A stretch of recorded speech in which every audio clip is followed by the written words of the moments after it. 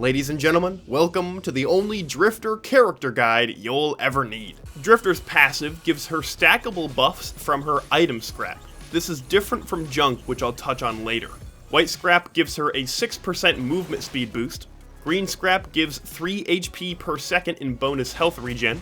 Red scrap gives a huge 30% attack speed bonus. And yellow scrap gives a 15% skill cooldown reduction. So now scrapping is even better than before. And scrapping Aegis is going to feel amazing. For her primary, she swings her big sack for 170% damage, with the third hit dealing 350 and stunning enemies. Each hit also has a chance to drop junk. Junk is kind of Drifter's other passive, measured by this meter in the middle. Drifter can hold up to 12 junk at once, which she uses to deal damage, which I'll talk about with her secondary. She has 2 secondary abilities to choose from. The first allows her to toss a volley of debris for 4 times 400 damage, as well as a random projectile. This can be anything from a sticky bomb or Molotov bottle, all the way to an engineer bubble shield or a healing drone. This ability usually runs a 6-second cooldown, but it can be used off cooldown at the cost of 2 junk. The alternate secondary is the junk cube. She slams down a large cube of junk for 400% damage, then Drifter can hit the cube with her large sack, which sends it flying at enemies for 400% damage each hit. You can hit the cube up to 3 times before it explodes for 800% damage. This skill usually runs an 8-second cooldown, but can consume 4 junk to use anytime. You can have a maximum of 4 cubes out at the same time, but it seems like they have no timer and they can just stay out forever. Once you place the 5th cube, the first one that you put down will explode. You can also ride the cube by hitting it while standing on it, which is actually faster than sprinting by a good margin. However, this movement tech is not impacted by speed items, so if you have a lot of speed, it's probably better to just sprint. Drifter also has 2 utility abilities to choose from. The first one is Repossess. Drifter can lunge forward and catch a monster or interactable in her sack. You know what, that's it, I'm calling it a bag from now on. Drifter can catch a monster or interactable in her bag and throw it at enemies or directly off the stage. Once something is in the bag, she can beat it to death while collecting guaranteed junk. If the contents of the bag are destroyed, she gets a pile of junk. Enemies can escape the bag after either 3 hits or after a period of time.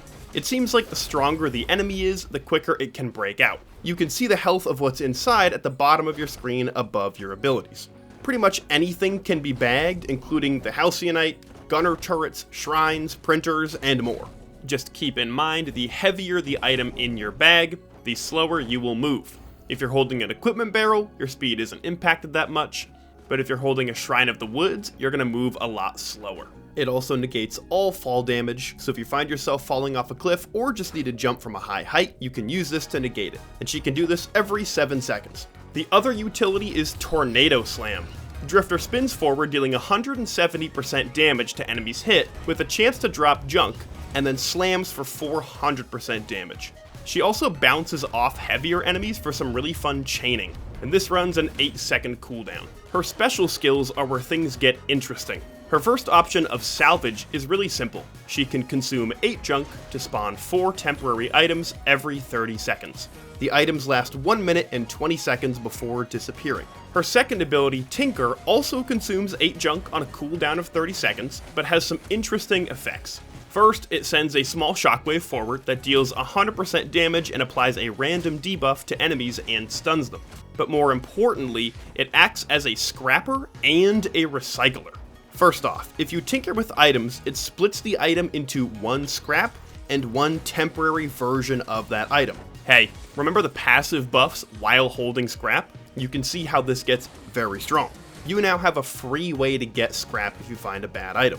The recycler part of the ability comes in with multi-shops, printers, cauldrons, and anything alike. The ability can re-roll what is in it 2 times. Don't like the bison steak printer? Now it's a delicate watch printer. And that wraps up the abilities. So how do you actually play Drifter? Is she any good? Well, she isn't as naturally strong as some others, but the item strategies you can use make up for it.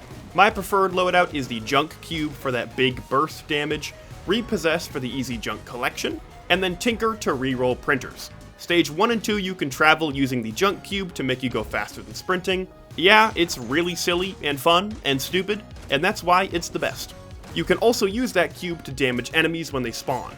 It's best used as a basketball to dribble on something's head. Then, as you open chests, beat the chest down to get junk, or grab the scariest enemy and beat them with it to avoid dealing with that enemy for a moment while getting junk. If you repossess an empty chest, you don't risk losing anything, and after hitting it 8 times, you will fill your entire junk meter. You can then use that junk to instantly scrap all bad items, like Bison Steak, while gaining the passive buff from the scrap and a temporary version of it. Then find a printer and re-roll it to try to get something good.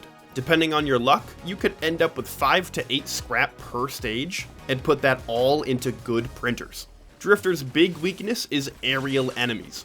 The junk cube and repossess both work on aerial enemies, but they can both be pretty hard to aim, especially at the new drone enemies.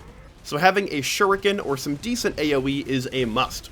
Other items to look out for are Lysate Cell to reroll more items, more burst damage items like bands and crowbars, Focus Crystal of course for that close range damage, and any damage reduction items like Opal, Repulsion Armor, and Rose Buckler, since you're going to be in the fray pretty often. Tesla Coil is also really good on Drifter, but that's just a great red item anyway, and I'm trying not to just list all the good items. A couple of other small tips include using Repossess to move things like Gunner Turrets, Shrines of the Woods, and Blood Shrines closer to the teleporter so they can help out. And if you guys don't know, if you hit a Blood Shrine right as you leave a stage, that money transfers over to the next stage. If you choose to take the default special salvage, make sure you take advantage of the fact that temp items don't start their countdown until you pick them up. So you can load the teleporter with temporary items and grab them right before you leave to start the next stage with tons of extra items.